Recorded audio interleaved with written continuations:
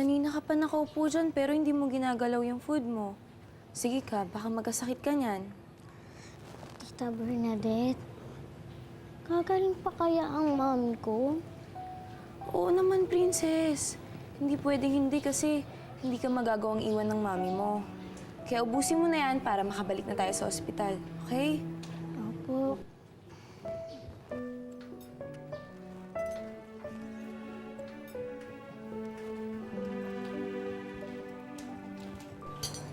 Bibisita po kayo. Charming? Charming. Sabi ko na nga, be. Kaya kinakabahan ako na pumasok kami dito eh. Bahay niyo nga to. Sa wakas, nakita uli kayo.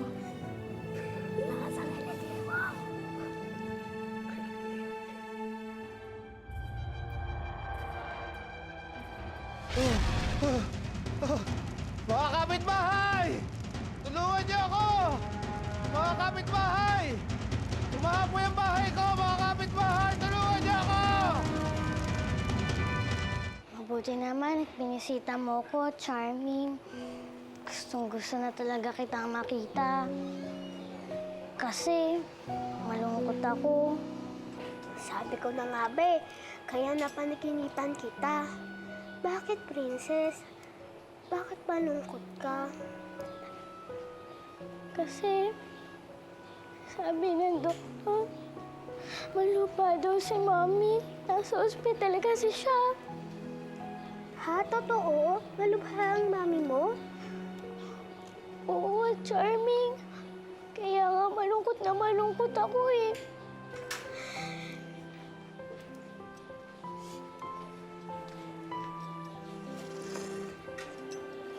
Princess, huwag ka nang malungkot.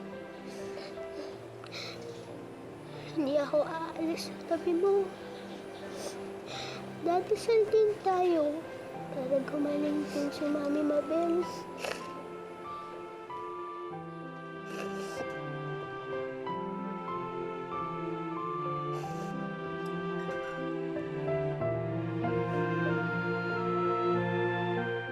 Wala ho dito si Mama Bel. Pagising ko po kanina umaga, hindi ko na po siya nakita. Saan kaya siya nagpunta? Naku, hindi ko po alam. Naka-confine sa ospital si Mabel. Ho? Bakit ho? Ano nangyari kay Mabel? Nagtataka ka pa? Eh siguradong may kinalaman yung donya na yan. Para mo namang hindi kilala yan eh. Loretta, kung nagpunta ka dito para mang-insulto, siguraduhin mong may pera ka para sa abogado. Sakaling idemanda kita sa paninira. Ano, may pera ka? Pasensya na ho kayo. Saang ospital ho ba nandoon si Mabel? Gusto ko kasi siyang makausap eh.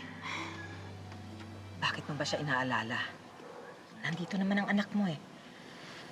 Lisette, samantalahin mo na ang pagkakataon. Kunin mo na siya habang comatose pa si Mabel.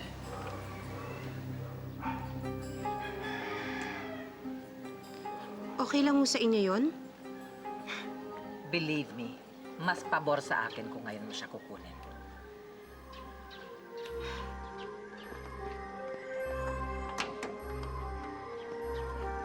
Sige na, pasok na kayo. Jesus, pagalingin niyo po si Mami Mabel. Huwag niyo po siyang pababayaan. Lalo po akong magpapakabait kapag pinagaling niyo po siya. Kaya please po, pagalingin niyo po siya.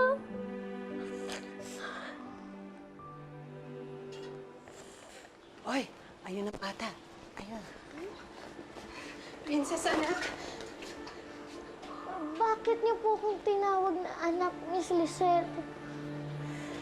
Dahil siya talaga ang nanay mo. Ho?